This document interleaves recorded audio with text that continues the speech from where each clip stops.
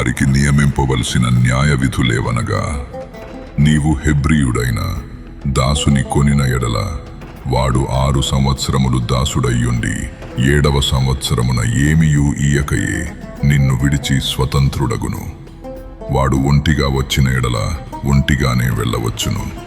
వానికి భార్యయుండిన ఎడల వాని భార్య వానితో కూడా వెళ్ళవచ్చును. వాని యజమానుడు వానికి భార్యనిచ్చిన తరువాత ఆమె వాని వలన కుమారులనైనను కుమార్తెలనైనను కనిన ఎడల ఆ భార్యయు ఆమె పిల్లలును ఆమె యజమానుని సొత్తగుదురు కాని వాడు ఒంటిగానే పోవలెను. అయితే ఆ దాసుడు, నేను నా యజమానుని, నా భార్యను, నా పిల్లలను ప్రేమించుచున్నాను, నేను వారిని విడిచి స్వతంత్రుడనైపోనొల్లనని నిజముగా చెప్పిన ఎడల వాని యజమానుడు దేవుని యొద్దకు వానిని తీసుకొని రావలెను. మరియు వాని యజమానుడు తలుపు నొద్దకైనను ద్వారబంధము నొద్దకైనను వాని తోడుకుని పోయి వాని చెవిని కదురుతో గుచ్చవలెను. తరువాత వాడు నిరంతరము వానికి దాసుడయ్యుండును. ఒకడు తన కుమార్తెను దాసిగా అమ్మిన ఎడల దాసులైన పురుషులు వెళ్ళిపోవునట్లు అది వెళ్ళిపోకూడదు. దానిని ప్రధానము చేసి కొనిన యజమానుని దృష్టికి అది ఇష్టురాలు కాని ఎడల అది విడిపింపబడునట్లు అవకాశము నీయవలెను. దాని వంచినందున అన్యజనులకు దానిని అమ్ముటకు వానికి అధికారము లేదు. తన కుమారునికి దాని ప్రధానము చేసిన ఎడల కుమార్తెల విషయమైన న్యాయవిధిని బట్టి దాని ఎడల జరిగింపవలెను. ఆ కుమారుడు వేరొక దాని చేర్చుకునినను మొదటి దానికి ఆహారమును వస్త్రమును సంసార ధర్మమును తక్కువ చేయకూడదు. ఈ మూడును దానికి కలుగ చేయని ఎడల అది ఏమియూ ఇయ్యక స్వతంత్రురాలైపోవచ్చును. నరుని చావగొట్టిన వానికి నిశ్చయముగా మరణశిక్ష విధింపవలెను.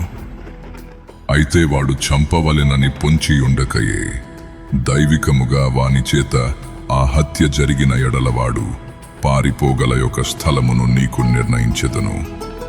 అయితే ఒకడు తన పొరుగువాని మీద దౌర్జన్యముగా వచ్చి కపటముగా చంపలేచిన ఎడలవాడు నా బలిపీఠమునాశ్రయించినను వాని లాగివేసి చంపవలెను.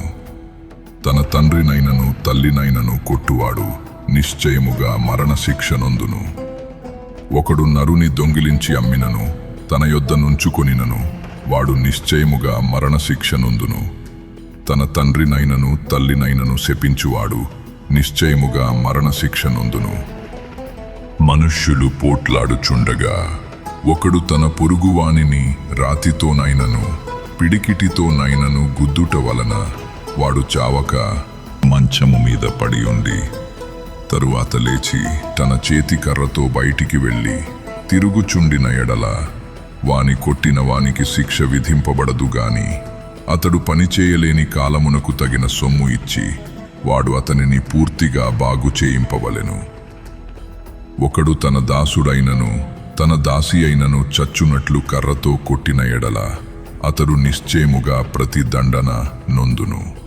అయితే వాడు 1-2 దినములు బ్రతికిన ఎడల ఆ ప్రతి దండన అతడు పొందడు, వాడు అతని సొమ్మే గదా. నరులు పోట్లాడుచుండగా గర్భవతి అయిన స్త్రీకి దెబ్బ తగిలి ఆమెకు గర్భపాతమే గాక మరి ఏ హానియూ రాని ఎడల హాని చేసినవాడు ఆ స్త్రీ పెనిమిటి వాని మీద మోపిన నష్టమును అచ్చు కొనవలెను. న్యాయాధిపతులు తీర్మానించినట్లు దాని చెల్లింపవలెను. హాని కలిగిన ఎడల నీవు ప్రాణమునకు ప్రాణము, కంటికి కన్ను, పంటికి పళ్ళు, చేతికి చెయ్యి, కాలికి కాలు, వాతకు వాత, గాయమునకు గాయము, దెబ్బకు దెబ్బయు నియమింపవలెను. ఒకడు తన దాసుని కన్నైనను తన దాసి కన్నైనను పోగొట్టిన ఎడల ఆ కంటి హానిని బట్టి వారిని స్వతంత్రునిగా పోనీయవలెను. వాడు తన దాసుని పల్లైనను తన దాసి పల్లైనను ఊడగొట్టిన ఎడల ఆ పంటి నిమిత్తము వారిని స్వతంత్రులుగా పోనీయవలెను.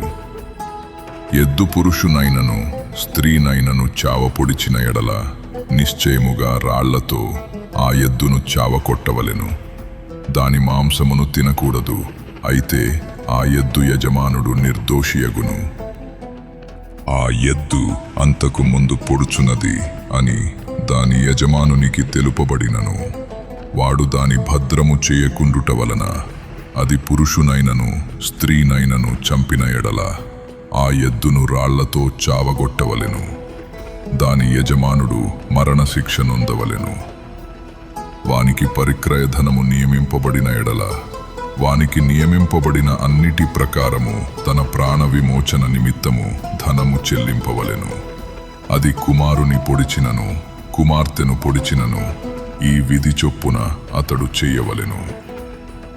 ఆ ఎద్దు దాసునినైనను దాసినైనను పొడిచిన ఎడల వారి యజమానునికి 30 తులముల వెండి చెల్లింపవలెను. మరియు ఆ ఎద్దును రాళ్లతో చావకొట్టవలెను. ఒకడు గోతిమీది కప్పు తీయుట వలన లేక ఒకడు గొయ్యి త్రవ్వి దాని కప్పకపోవుట వలన దానిలో ఎద్దైనను గాడిదయైనను పడిన ఎడల ఆ గోతి కామందులు ఆ నష్టమును అచ్చుకొనవలెను.